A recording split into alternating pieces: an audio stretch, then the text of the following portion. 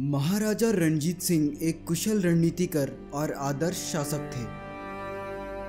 वे भारत में हुए सबसे महान शासकों में से एक थे। उन्होंने स्वदेशी ताकतों को एक होकर बाहरी ताकतों से सामना करना सिखाया।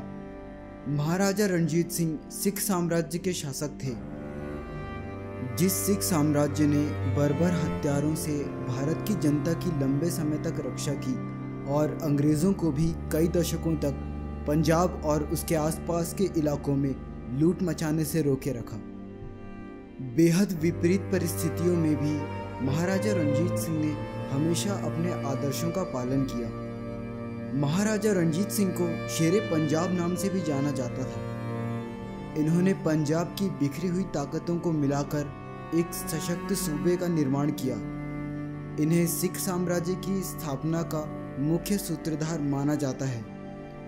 महाराजा रणजीत सिंह के जीते जी अंग्रेज पंजाब की ओर कभी आंख उठाकर भी नहीं देख पाए। रणजीत सिंह का जन्म सन 1780 में गुजरांवाला में हुआ था, जो आज पाकिस्तान के पंजाब प्रांत में है। उन दिनों पंजाब पर कुछ इलाकों में सिखों और अफगानों का राज चलता था और पूरे इलाके छोटे छोटे मिसलों में यानी सूबों में बटे हुए थे। बालक रणजीत सिंह के पिता महासिंह सुकरचकिया नामक मिसल के कमांडर थे। महाराजा रणजीत सिंह महज 12 साल के थे जब पिता चल बसे और रियासत की जिम्मेदारी बालक रणजीत सिंह के कंधों पर आ गई। सन 1801 को गुरु नानक के एक वंशज ने उनकी ताजपोशी की।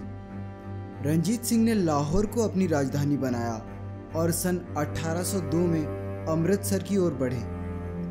महाराजा रणजीत सिंह ने अफगानी फौजों को पश्चिमी पंजाब की ओर खदेड़ दिया और पेशावर समेत पश्तून क्षेत्र पर अधिकार कर लिया।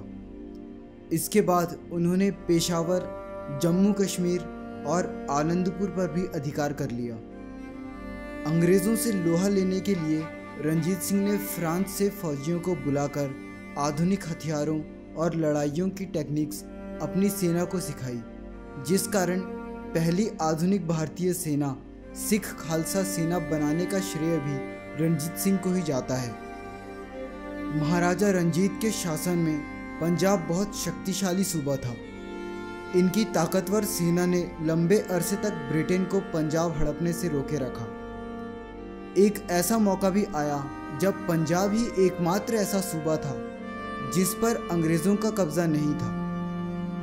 ब्रिटिश इतिहासकार J.T. व्हीलर के मुताबिक अगर वह एक पीढ़ी पुराने होते तो पूरे हिंदुस्तान को ही फतह कर लेते। उन्होंने अपने राज्य में शिक्षा और कला को बहुत प्रोत्साहन दिया।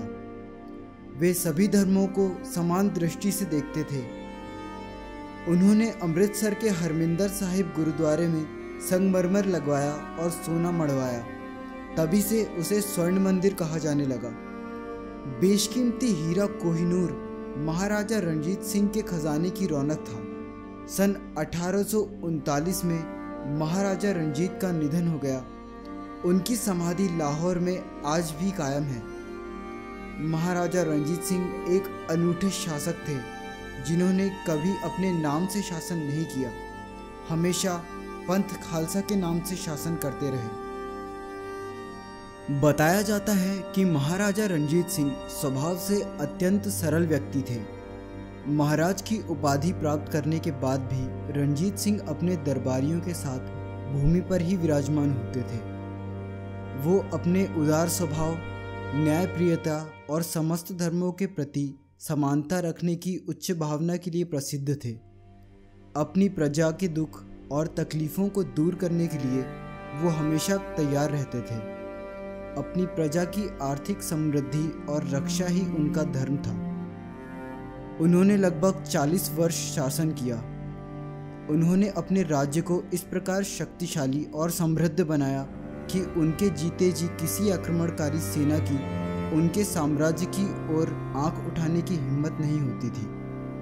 महाराजा रणजीत ने 10 साल की उम्र में ही घुड़सवारी, तलवारबाजी और अन्य युद्ध कलाएं सीख ली थीं। वे बचपन से ही अपने पिता के साथ सैन्य अभियानों पर जाने लगे थे। मात्र 13 साल की आयु में ही उन पर एक प्राणघातक हमला हुआ था।